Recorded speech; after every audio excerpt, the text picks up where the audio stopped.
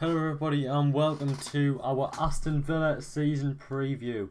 So we've done Arsenal and now we're going to be moving on to Aston Villa. So I'm going to start off with a few little statistics. Obviously I'm with Rafe again today. Hi guys, good to be back.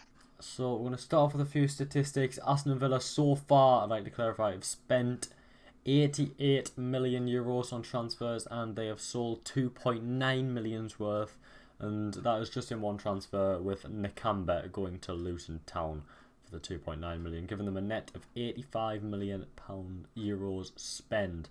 So who do you want to talk about first, Rafe? Um, I think first of all we have to talk about their injuries before we Yes, get on to transfers that's because true. there's a big focus on what their upcoming transfers may be and players they're linked to. Yeah, Um, 100%. so obviously in the first game of the season, Tyrone Mings came off with a very nasty injury, which is feared to be an ACL. Yeah, Um, I'm unsure if they've confirmed it yet, it but was. It was an ACL injury. which is a big loss for them. Yeah, It's a massive leader, obviously, and will be a big loss. And also, we found out earlier in the week that Emi Buendia has also done his ACL, so he'll be out for the majority of the season. yeah, that's two ACL injuries of quite a few spreading around actually. I know Fofana's got one, and Kunku's got quite a serious knee injury, I believe, as well. Um, knee injuries becoming quite the problem. And Aston Villa never have a great injury record in general, which we're gonna start, which brings us to start with the transfers, and I'm gonna start with a rumour because of the injuries topic, and we're gonna start with Zaniolo because heavily linked with Aston Villa now, and I mean I think he would be a good signing, but he doesn't really help the injury crisis at all, does he? Well, I think he comes in as pretty much a replacement for the injured Buendia. Yeah, I think he is obviously we've seen a lot of potential. He's shown a lot of potential whilst at Roma, but then obviously you got that nasty back-to-back ACL crisis, which left him out for almost 2 years. hmm, Um, so it is a risk. He's obviously been on loan at Galatasaray for half of last season, or permanently even, I think. Um, so it is a risk. He hasn't looked quite the same since those injuries, which obviously you can't blame him for. yeah. Um,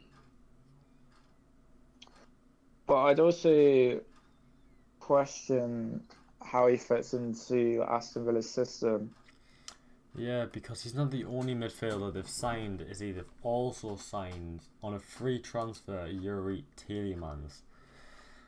Now, not quite the same player at all. One of them is more of a deep lying midfielder, and the other one's more of a carry the ball, create chances. But in the end of the day, they're both creative midfielders, and that's their job. And it's not like they haven't had anyone anyway. They coped last season perfectly fine without any of these. They haven't really sold any creative midfielders either. And Tielemans actually is another slightly injury prone player as well. Um, so what do we think of this transfer on a free, age 26? I think it's a very smart signing. Um, I think he comes into Villa's midfield and instantly improves it. Right, and we're back. Just had a bit of background noise, so we cut out there. As we left off, we were talking about how, well, Rafe was mentioning how he thinks Tielemans is a very smart signing. Yeah, I think it gives them a lot of depth in midfield. Um, Obviously they're relying a lot on the creativity and like drive of Douglas Luiz. Mm-hmm. he was their main ball carrier, I think, Yeah. last season. He was feeding it into the likes of uh, Bailey, Coutinho when he was playing, although he kind of got phased out. But like Buendia, he was feeding it into those attacking players. So I think he'll do really well for Villa this season, Yeah. as long as he maintains fit, which, as Matty said, was an issue at Leicester. Yeah. Um, and also as long as I feel like at the end of last season or during the whole of last season, even for Leicester, he was kind of his head wasn't actually in the game. Yeah. Obviously, we've seen what he can do at Leicester. He's an amazing player when his mind is in it. Yeah. So I'm hoping Unai Emery can bring that player back out again. 100%. Right. Right, so we have just been talking about Tielemans there. We're going to move on from Tielemans now, and I'm going to go to Pau Torres now, because we quickly touched upon Tyrone Mings' ACL injury, and how do you think the partnership of Pau Torres and Diego Carlos could do? Obviously, Sonny was made before the injury, so they couldn't have foreseen what would happen. I did think it was a bit strange that in the game against Newcastle they didn't start either of Carlos or Torres. Yeah. Left them both on the bench until obviously Minks got injured, where Torres did come on and make his debut. But yeah, I think if they click, it has potential to be a very strong back line for Aston Villa. Yeah. There are rumours of them going in for Aquino as well from Sevilla. Will give them another attacking threat from that left-hand side. Yeah.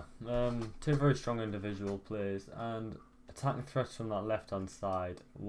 How do we think about Diaby? Now, a lot of people have called him just another Leon Bailey, but I really rate Diaby, and I think it's a shame that he hasn't been snapped up by a Big Six club. I think he's a brilliant player. He's shown it all throughout pre-season, coming up for Aston Villa, making goals out of nothing. We saw that against Newcastle as well. Very smart goal. And it did look like in that game that Emery is lining him up, not really as a winger, but More as a 10. Yeah, more as like a shadow striker playing just in behind of Watkins. Yeah. There's another player I want to touch up on because of the form he was in at the end of last season. Yeah. But yeah, I'm very excited by the Diaby signing. I think he'll be an amazing player for Aston Villa. Yeah, I agree. As long as he can stay fit, stay injury free. That's the Aston Villa problem, the injuries. All of these signings would be brilliant if they stay fit all season. But you said you wanted to touch up on Ollie Watkins. I apologise for the dog barking a little bit, by the way. I'm trying to keep as quiet as I can. You wanted to touch up on Ollie Watkins a little bit before you give your final prediction. Yeah, so ever since Emery came in, obviously before Emery, there were doubts over Watkins' ability, I think. I think people were unsure whether he could be a striker capable of taking Aston Villa to the next level. But Emery did get him firing as soon as he come in. Obviously, he has a great track record with strikers, and it's clearly worked off on Watkins as well. He netted a considerable amount of goals at the end of last season.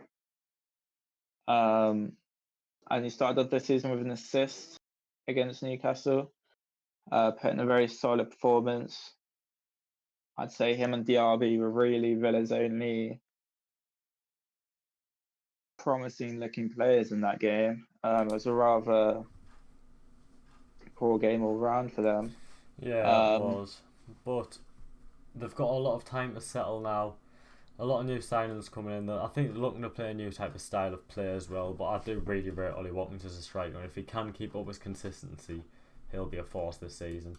So, what do we think about our final verdict for Aston Villa this season? Where do you think they're going to finish? Well, I think a lot of people are saying there could be a chance they could break into the top six. Mm-hmm. I think they'll be in and around there all season. I'm not sure they have the complete depth to break into it. See, a lot of their backup players are very young. Players like Bidais, yeah, players who are just coming back from championship loans. Yeah. But I do think they'll have a very solid season. Yeah. Especially if they can keep their players fit, and if Diaby and Watkins can create a formidable attack. So I think they'll be in and around top six, but I reckon they'll just about miss it and get seventh.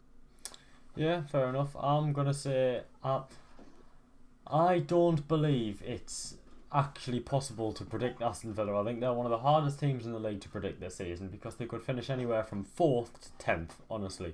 It all depends on whether these injury-prone players get injured or stay fit, or whether they all click, or how other teams do.